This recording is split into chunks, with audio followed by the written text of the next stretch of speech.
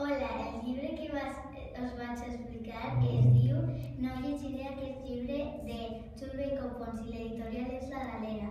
Es tracta de que un nen anomenat Jules no l'agrada llegir i la directora l'anomena per a que llitja un llibre que té a la mà. Jules no vol llegir-lo, però dic que sí perquè si no la directora el castiga. Quan ja va per la pàgina 6, més o menys, apareix la protagonista, que s'anomena Lia. I Lia li diu, si llits 10 pàgines i no t'agrada, llits jo i et fe un resumen. I si t'agrada, el tens que llegir enter.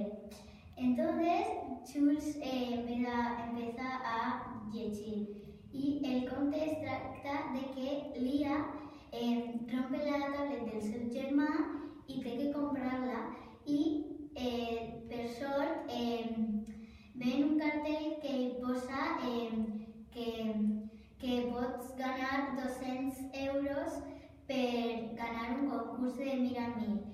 Entonces Lia fa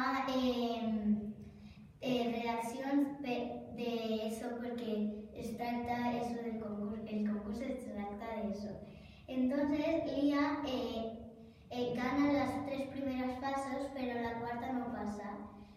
Entonces la seva amiga Tona el dona 200 euros para comprarla.